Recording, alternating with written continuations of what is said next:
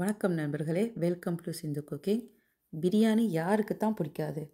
பிரியாணி மசாலா இல்லாமல் வீட்டில் இருக்கிற பொருட்களை வச்சு சிம்பிளாக ஒரு பிரியாணி எப்படி செய்யலாம்னு இந்த வீடியோவில் பார்க்கலாம். வாங்க. தேவையான பொருட்கள்: இந்த கப்பில் 2 தடவை நான் பிரியாணி அரிசி அளந்தெடுத்துருக்கிறேன். 2 பெரிய வெங்காயம், 2 தக்காளி, 3 பச்சை மிளகாய், 1/2 லெமன், ஒரு கைப்பிடி அளவு புதினாவும் கொத்தமல்லியும், 5 டீஸ்பூன் எண்ணெய், சிக்கன் 1/4 எடுத்துருக்கிறேன், 2, 4 ஏலக்காய், 5 கிராம்பு, ஒரு இஞ்சி அளவு பட்டை, 2 பிரியாணி இலை, 2 டேபிள் ஸ்பூன் தயிர், 1/2 teaspoon extra hot chilli powder, 2 teaspoon இஞ்சி பூண்டு மஞ்சள் பேஸ்ட் மற்றும் உப்பு. வெங்காயத்தையும் தக்காளியையும் இப்படி மெல்லிசாக நாங்கள் வெட்டி எடுத்துக்கொள்ளுவோம். சிக்கனை நல்லா நாங்கள் பெரிய பீஸாகவே வெட்டி எடுத்துக்கொள்ளுவோம். ஸோ ஒரு காலை 5 பீஸாக போட்டு எடுத்துக்கொள்ளுவோம். எலும்பாக இருக்கிற பீஸ் தான் ரொம்ப நல்லா இருக்கும் பிரியாணிக்கு. ஸோ அந்த டைமில் நான் அரிசியை ஊற வச்சுட்டேன். வெங்காயம் தக்காளியெல்லாம் ரெடியாக இருக்குது. கொத்தமல்லியையும் புதினாவையும் நல்லா கழுவி சின்ன சின்னதாக எல்லாம் ஆஞ்சு எடுத்துக்கொள்ளுங்க. விருப்பம்னா நீங்கள் அரைச்சியும் எடுத்துக்கொள்ளலாம். கோழிக்கு நான் மஞ்சளும் உப்பும் போட்டு பிரட்டி எடுத்துருக்கேன். ஸோ இப்போ வாங்க நாங்கள் சமைக்க தயாராகலாம். ஸோ ஒரு சட்டி எடுத்துக்கொள்ளுங்க. 5 டேபிள் ஸ்பூன் நான் எண்ணெய் சேர்த்துக்கிறேன்.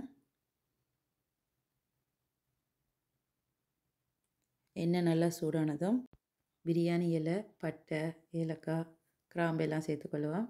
அதோட வெங்காயத்தையும் சேர்த்துக்கொள்ளலாம்.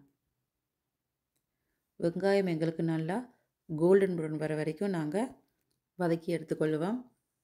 ஸோ நல்லா கோல்டன் ப்ரௌன் ஆகிட்டு இப்போ நாங்கள் 2 டீஸ்பூன் இஞ்சி பூண்டு மஞ்சள் பேஸ்ட் சேர்த்துக்கலாம். அதை 1 நிமிஷம் நாங்கள் நல்லா வதக்கி விடலாம்.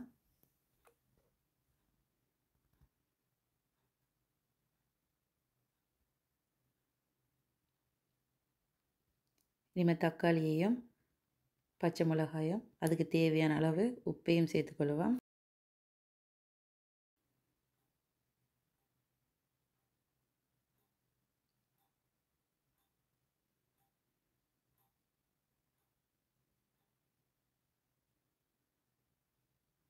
தக்காளி நல்லா குழையிற அளவுக்கு நாங்கள் வதக்கி எடுத்துக்கொள்ளணும்.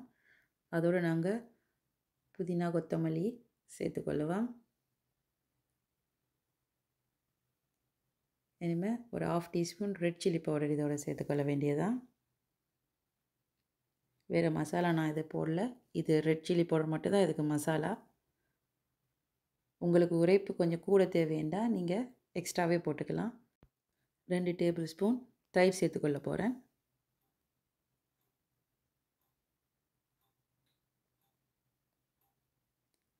தயிர் சேர்த்து 1 நிமிஷம் நீங்கள் கிண்டி விட்டால் போதும்.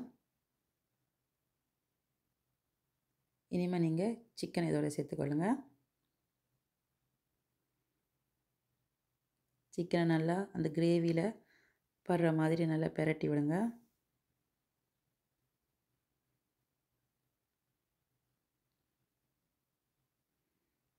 இனிமேல் இதை ஒரு மூடி போட்டு ஒரு 5 நிமிஷம் நாங்கள் இதை அவிய விட வேண்டியதுதான். 5 நிமிஷம் கழித்து நீங்கள் சிக்கனை அவிஞ்சிட்டான ஒரு வாட்டி செக் பண்ணி பாருங்கள்.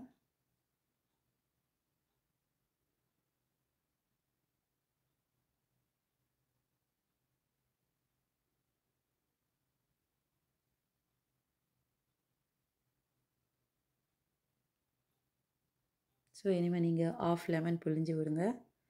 இந்த டைம் நீங்கள் உப்பு இருக்கான்னு செக் பண்ணிவிட்டு உப்பையும் போட்டு அட்ஜஸ்ட் பண்ணிக்கொள்ளுங்க. இனிமேல் நீங்கள் ரைஸ் போட வேண்டியதுதான். 1 கப் அரிசிக்கு 1.5 கப் தான் தண்ணி விடணும். நான் 2 கப் எடுத்தபடியாக 3 கப் தண்ணி சேர்க்க போகிறேன்.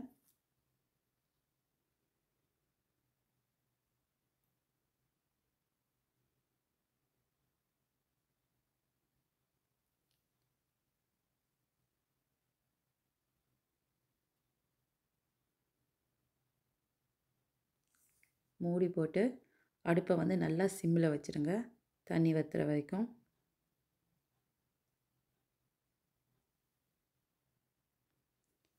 பாருங்கள், தண்ணி லைட்டாக தான் இருக்குது. இந்த ஸ்டேஜில் நீங்கள் கீழே இருக்க அரிசியை மேலே எடுத்து விடுங்க. அரிசி உடையாமல் எடுத்து விடுங்க. இப்படி செஞ்சிங்கன்னா உங்களுக்கு பிரியாணி கீழே அடி பிடிக்காது.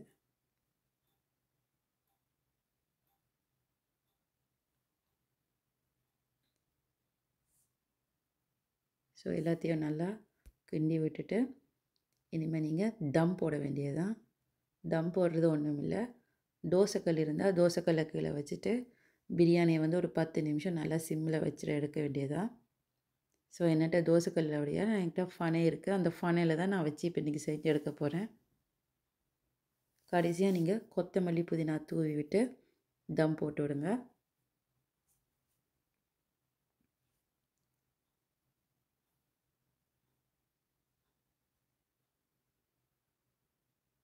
ஸோ இப்போ திறந்து பார்த்தா கம கம பிரியாணி தயார். கீ வந்து ஆப்ஷனல், நான் 1 டீஸ்பூன் கீ சேர்த்துக்கொள்ள போகிறேன். கீயும் நீங்கள் சேர்த்து நீங்கள் பிரியாணியை ரெடி பண்ணிங்கன்னா அந்த மாதிரி இருக்கும். நீங்கள் ஒரு தடவை இப்படி ட்ரை பண்ணி பாருங்கள், எப்படி இருக்குன்னு எனக்கு கமெண்ட் பண்ணுங்கள்.